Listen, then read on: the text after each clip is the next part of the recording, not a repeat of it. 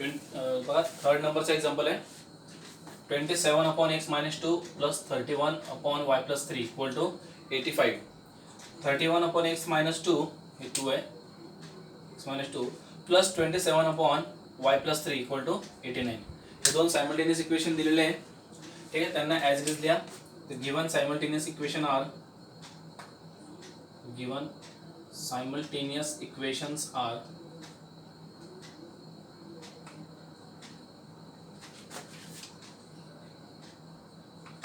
real equation as is there 27 upon x minus 2 plus 31 upon y plus 3 equal to 85. ठीक आहे, that is मग आता हे 27 31 खाली उतरू. 27 into 1 upon x minus 2 plus 31 into 1 upon y plus 3 equal to 85. याला म्हणा इक्वेशन नंबर 1. ठीक आहे, त्यानंतर दुसरं इक्वेशन आहे 31 upon x minus 2 plus 27 upon y plus 3 equal to 89. That is 31 27 खाली उतरवा. 31 into 1 upon x minus 2 plus 27 into 1 upon y plus 3 equal to 89. म्हणून इक्वेशन नंबर 2. आता याच्यामध्ये बघा दोघं ठिकाणी तुम्हाला कॉमन दिसेल 1 upon x minus 2 1 upon x minus 2 1 upon y plus 3 1 upon y plus 3 हे कॉमन दिसेल. ठीक आहे, यांना मग सबस्टिट्यूट करून रिप्लेस करून टाकू. रिप्लेसिंग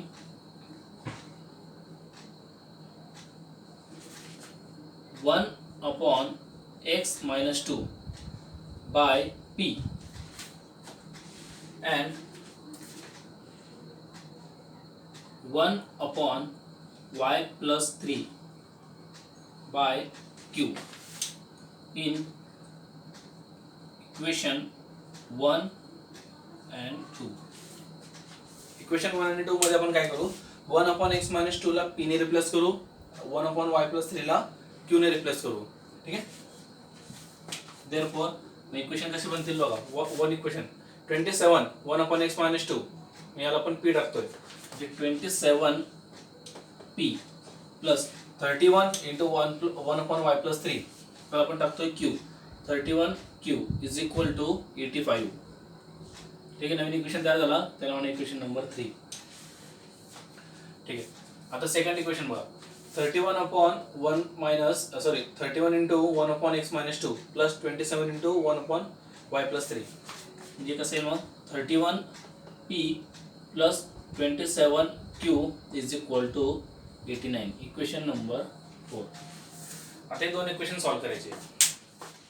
आता हे इक्वेशन व्यवस्थित बघा 27p plus 31q equal to 85 आणि 31p plus 27q equal to 89. हे दोघं इक्वेशन कोणत्या टाईपचे आहे आपण जेव्हा चॅप्टर स्टार्ट केलं होतं. ठीक आहे, एलिमिनेशन मेथडमध्ये एक एक्झाम्पल आलेला होता त्याच्यामध्ये कोइफिशियंट इंटरचेंज केलेले होते. साइन सेम होती आणि कोइफिशियंट इंटरचेंज. प्रॅक्टिस सेट 1.1 मध्ये सुद्धा हा क्वेश्चन आहे 99x प्लस 101y. ठीक आहे, तो क्वेश्चन बघू शकतो तुम्ही. तर बघा याच्यामध्ये बघा p चा कोइफिशियंट आणि q चा कोइफिशियंट इंटरचेंज केलेले आहे. तर हे असे एक्झाम्पल आपण कसे सॉल्व्ह करतो पहिले दोघांची ॲडिशन करायची मग दोघांची सबट्रॅक्शन करायची त्यांच्यापासून नवीन नवीन इक्वेशन तयार करायचे आणि ते इक्वेशन सॉल्व्ह करायचे. ठीक आहे, तर मग आपण ॲडिशन करू. Adding equation 3 and 4. इक्वेशन 3 आणि 4 ॲड करू. मग equation 3 27p plus 31q equal to 85 आणि त्यानंतर 31p plus 27q is equal to 89. Addition करा. 27 प्लस 31 किती होता 58p प्लस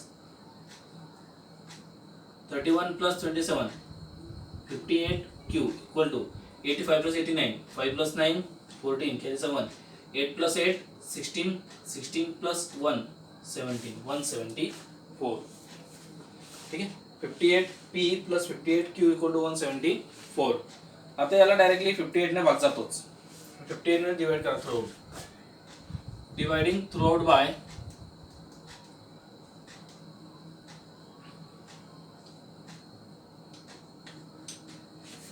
बाय 58. 58 ने डिवाइड करा. इथं 1 चा भाग जाईल, इथं 1 चा भाग जाईल, इथं 3 चा भाग जाईल. 58 3 चा 174. म्हणजे इक्वेशन तयार होईल P plus Q equal to 3. नवीन इक्वेशन तयार झाला. त्याला पुढचा नंबर द्या. Equation number 5. ठीक आहे. नवीन इक्वेशन तयार झाला. त्यांच्यापासून ॲडिशन पासून आता सबट्रॅक्शन करायची. सबट्रॅक्शन करताना 3 4 मधून सबट्रॅक्ट करा. बघा मोठ्यातून लहान 3 इक्वेशन 4 मधून सबट्रॅक्ट करा. Subtracting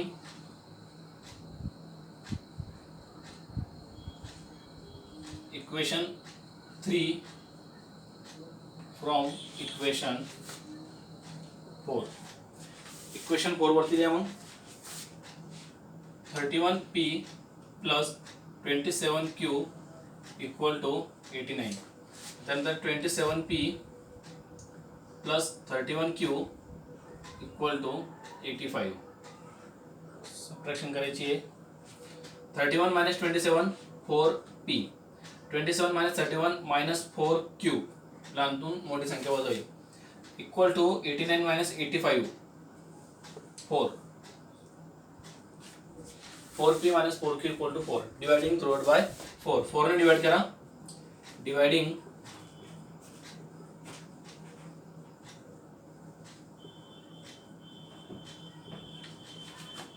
through out by 4. 4 ने डिवाइड केल्यानंतर कसं मिळेल मग. Therefore p minus q equal to 1. Equation number पुढचा नंबर कोणता आहे 6. Equation number 6. ठीक आहे. आता equation number 5 equation number 6 solve करू. इक्वेशन नंबर 5 इक्वेशन नंबर 6 कसं बघा. p plus q equal to 3 p minus q equal to 1 plus q minus q. Addition करू. Adding equation 5 and 6. Adding equation 5 and 6. Equation 5 p plus q equal to 3. Equation 6 p minus q equal to 1. Addition करा. p plus p 2p plus q minus q cancel. 3 plus 1 4. Addition येईल. ठीक आहे. Therefore p equal to हा 2 इकडे multiply आहे, तिकडे काय divide होईल 4/2. Therefore p is equal to 2. p ची व्हॅल्यू आली 2. आता p ची व्हॅल्यू इक्वेशन नंबर 5 मध्ये आपण टाकू. Putting p equal to 2 in equation 5. Equation 5 मध्ये टाकू. ते इक्वेशन 5 काय मग p plus q equal to 3. Therefore p ची व्हॅल्यू टाकली 2 plus q equal to 3. 2 plus आहे इकडे घ्या मायनस होतील. q is equal to 3 minus 2. Therefore q is equal to 1. p ची व्हॅल्यू 2 q ची व्हॅल्यू 1 आली. ठीक आहे. हे फायनल आन्सर नाही आहे. सबस्टिट्यूट केलेलं आहे आपण. मग त्याच्या ओरिजिनल व्हॅल्यू त्याला रिप्लेस करायचं. आता मी इकडचा पुसतो एवढा भाग. ठीक आहे. इतका भाग मी पुसतो. एकदा बघून घ्या याच्यामध्ये काय काय केलं तर. ठीक आहे. मग पुढे कंटिन्यू करू आपण इकडनं. बघा p q ची व्हॅल्यू आता रिप्लेस करू त्यांच्या ओरिजिनल व्हॅल्यूने. Replacing p q by their original values. By their original value. आता p कोणासाठी रिप्लेस केला होता आपण 1/x-2 आणि q 1/y+3. p q ची व्हॅल्यू त्यांना देऊन टाका. देअरफॉर p ची व्हॅल्यू आली होती 2.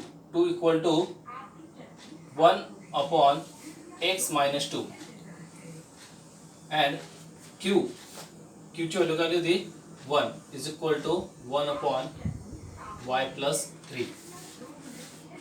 देअरफॉर आता x-2 इकडे घ्या तो 2 ला मल्टिप्लाय होईल. 2 into x-2 is equal to 1 and हा y+3 तिकडे न्या तो 1 ला मल्टिप्लाय म्हणजे y+3 into 1 as it is y+3 equal to 1.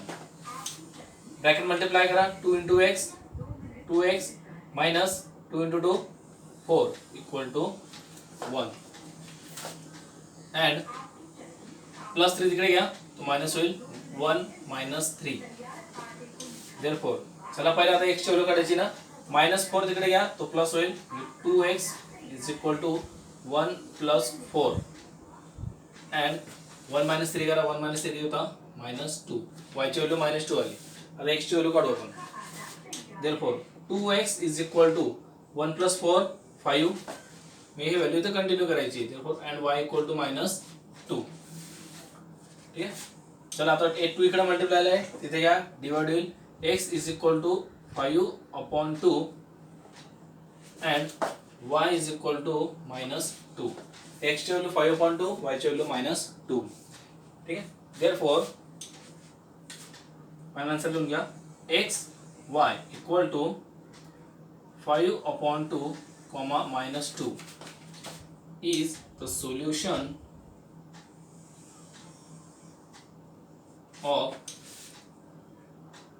given simultaneous equations.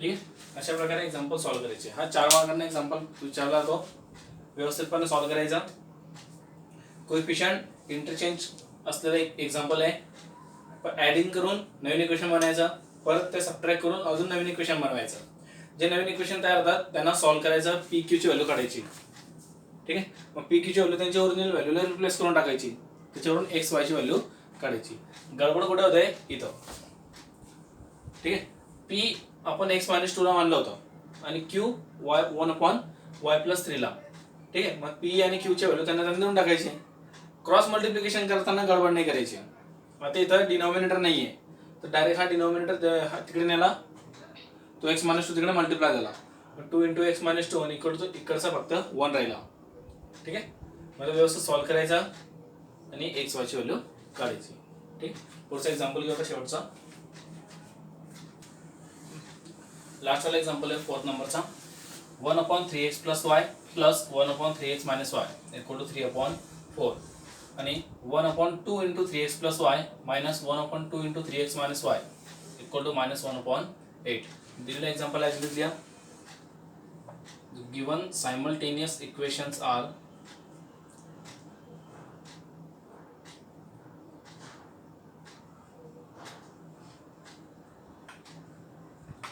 given simultaneous equation are दिलेलं इक्वेशन लिहा 1/3x + y + 1/3x - y = 3/4 ठीक आहे आता त्याच्यामध्ये काही उतरवण्यासारखं नाहीये खाली मग हे इक्वेशन 1 अँड दुसरं इक्वेशन कोणतं आहे 1/2 × 3x + y -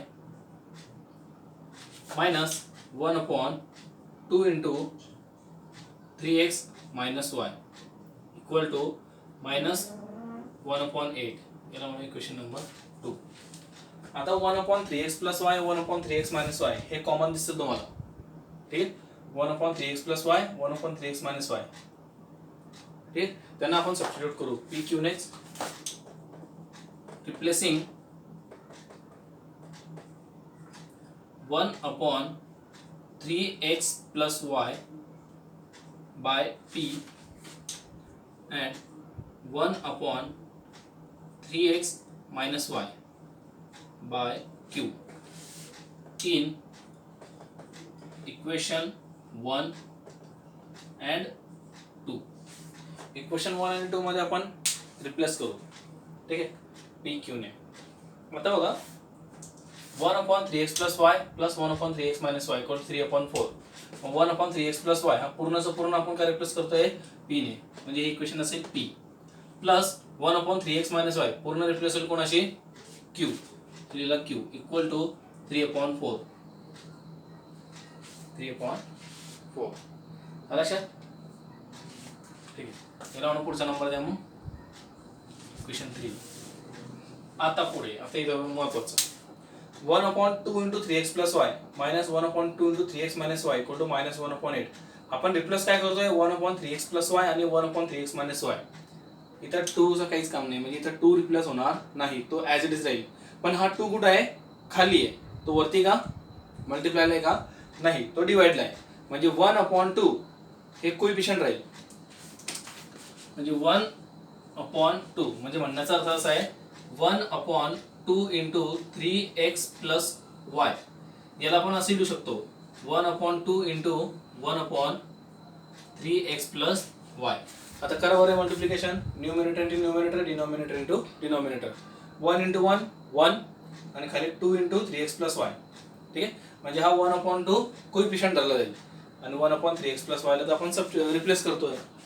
तर बघा कोइफिशियंटचा 1/2 into 3x plus y 1/3x plus y याला आपण रिप्लेस करतोय p ने. पुढे मायनस, इथं पण सेम तसंच 3x मायनस वाय साठी 1/2 1/3x मायनस वायला आपण रिप्लेस करतोय q ने, इक्वल टू मायनस 1/8. क्वेश्चन 4. ठीक आहे, समजला?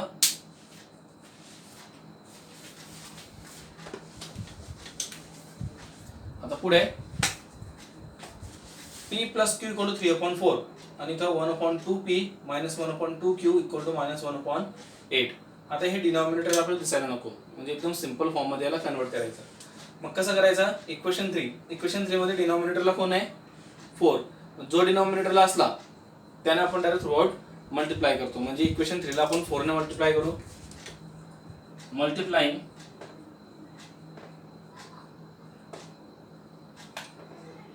Equation 3 by 4. आणि आता इक्वेशन 4 ला कशाला बघा, इथं डिनॉमिनेटरला 2 आहे, इथं 2 आहे, इथं 8 आहे. आता 2 2 8, पण याच्यामध्ये मोठा कोण आहे? 8. मग 8 ने थ्रूआउट मल्टिप्लाय करा. Multiplying equation 3 by 4 and equation 4 by 8. Equation 4 ला आपण 8 ने मल्टिप्लाय करू. ठीक आहे, आता इक्वेशन 3 ला 4 ने मल्टिप्लाय करताना प्रत्येक टर्मला 4 ने मल्टिप्लाय करा.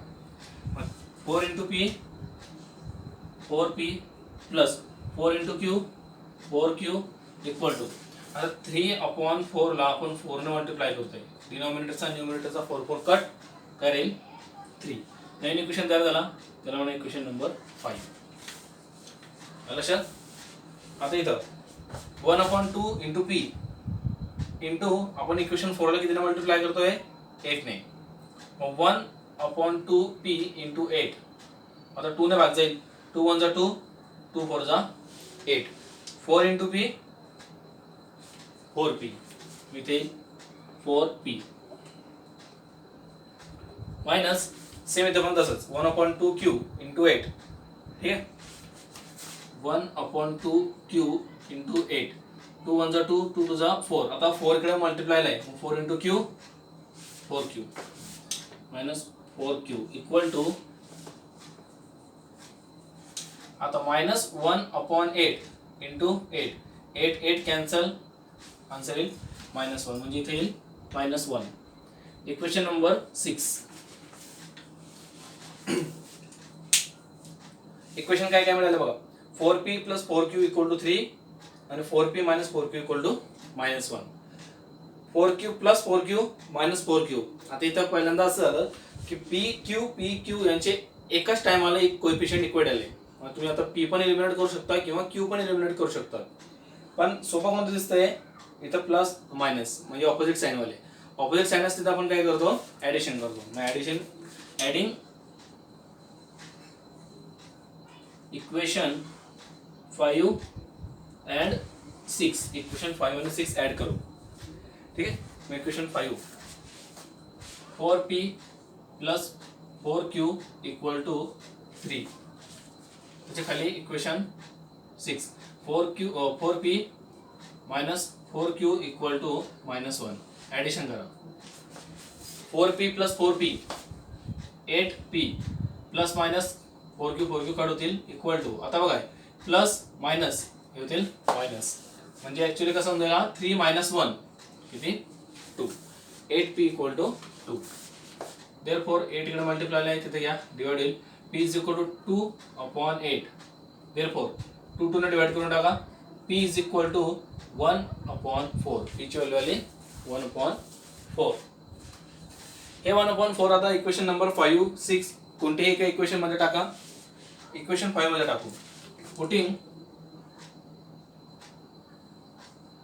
P is equal to 1/4 in equation 5. Equation 5 मध्ये टाकू. इक्वेशन 5 आहे 4P plus 4Q is equal to 3. Therefore 4 into P ची value 1/4 plus 4Q equal to 3. ठीक आहे. तर आता 4 ॲज इट इज. आता 4 इंटू पी ची व्हॅल्यू 1/4. 4 कट, इथं राहील फक्त 1 plus 4Q equal to 3. 1 plus 4Q equal to 3. ठीक आहे. आता Q ची व्हॅल्यू काढायची आहे. पहिले हा प्लस 1 तिकडे या, तर मायनस होईल. 4Q equal to 3 minus 1. Therefore 4Q equal to 3 minus 1 किती होता? 2. ठीक आहे. 4 मल्टिप्लाय आहे तिथे घ्या, डिवाइड होतील. Q is equal to 2/4. Therefore simplify करा. 2 1 2, 2 2 4.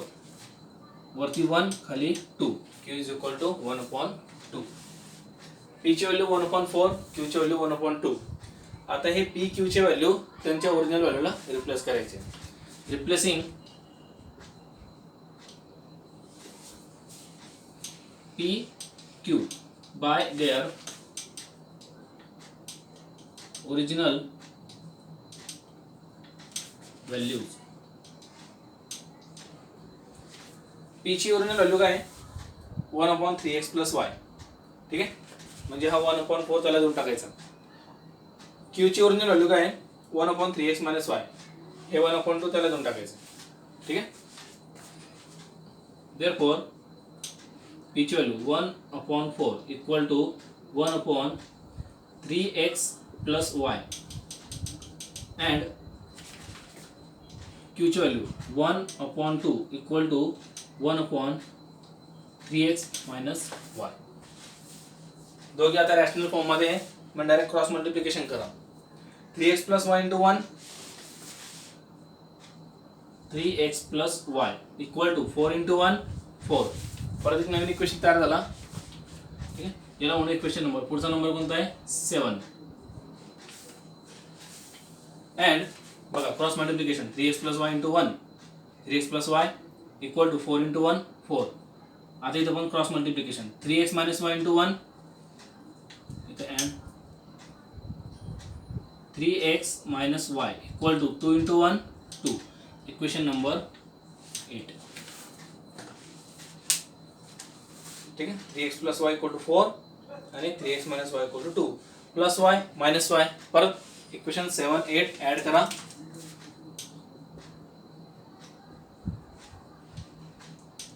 Adding equation 7 and 8. ठीक आहे. इक्वेशन 7 आणि 8 ऍड करा. आता इकडचं पुसतो मी, इकडे आपण ते एक्झाम्पल कंटिन्यू करू. ठीक. इक्वेशन 7 आणि 8 आपण ऍड करतोय. इक्वेशन 7 काय आहे? 3x plus y equal to 4 आणि इक्वेशन 8 काय आहे? 3x minus y equal to 2. Addition करा. 3x plus 3x 6x plus y minus y cut. 4 plus 2 6. 6x equal to 6. ठीक आहे. हा 6 मल्टिप्लाय आहे तिथे घ्या, डिवाइड होईल. x equal to 6/6. इकडचा 6 कोणता आहे? हा खालचा, म्हणजे हा इथं मल्टिप्लाय झालेला आहे, इथं डिवाइड होईल. ठीक आहे. 6 1 6 म्हणजे x is equal to 1.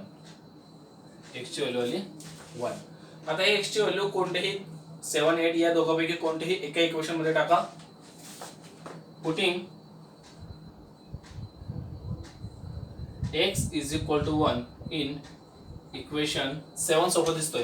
Equation 7 मध्ये टाकू. इक्वेशन 7. इक्वेशन 7 काय? 3x plus y equal to 4.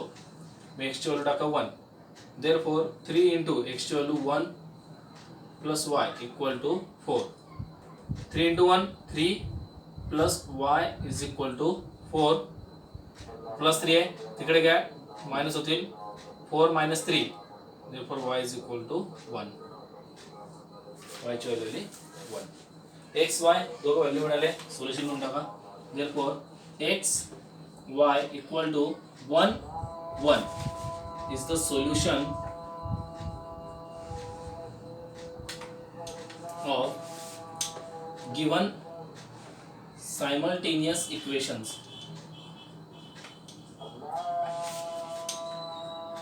ठीक आहे, हे 4 एक्झाम्पल आहे प्रॅक्टिस सेटमध्ये. 4 एक्झाम्पल, या 4 एक्झाम्पलपैकी एक एक्झाम्पल कंपल्सरी असतो म्हणजे असतो 4 मार्कांना किंवा 3 मार्कांना. ठीक आहे, तर हे व्यवस्थित करून ठेवा. वारंवार हे एक्झाम्पल सोडून बघा, स्टेप बाय स्टेप समजण्याचा प्रयत्न करा. जर काहीच नाही समजलं तर मग मला ग्रुपवर तुम्ही विचारू शकता.